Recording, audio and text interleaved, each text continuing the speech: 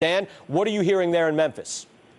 Well, we can now confirm at the commercial appeal that John Calipari has accepted the job at Kentucky.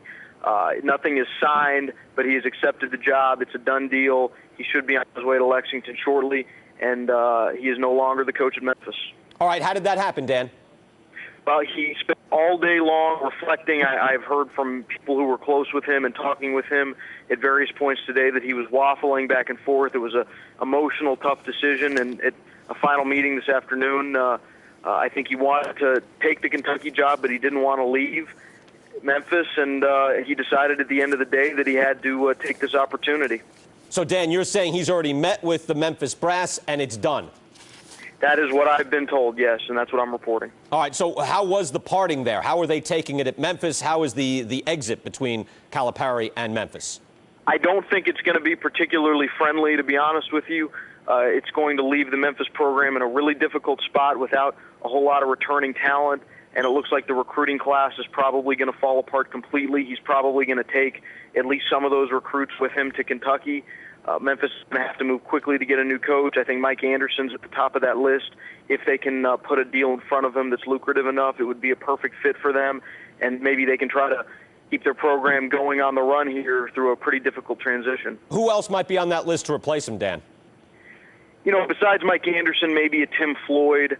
Yesterday, John Calipari was pushing the idea of Tony Barbee, his former assistant at UTEP. I don't think that's going to happen. But I think those two guys and then maybe Andy Kennedy at Ole Miss would be right there at the top of the list.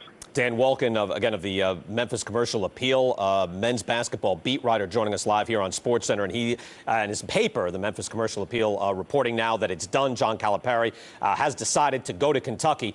Dan, what then is the legacy of John Calipari there? 9 years, a lot of success at Memphis, but now leaving kind of a decimated program with those All-Americans now either moving with him or moving away.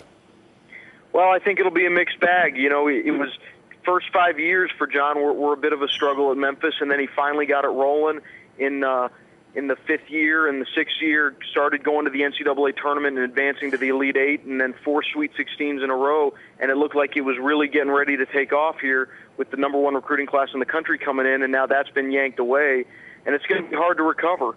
But I think a lot, people will be thankful in the long term that he was there, that he brought the program on a national stage, and he certainly has gotten the program from a resources standpoint and a visibility standpoint to a level that it wasn't at before. All right, Dan Wolken, Memphis Commercial Appeal. Dan, thank you very much. Again, they're locally in Memphis. Dan Wolken reporting, telling us here on SportsCenter that the meeting has already taken place and that John Calipari has informed Memphis that he is out and going to Kentucky. We'll keep you up to date here on SportsCenter as the information comes in.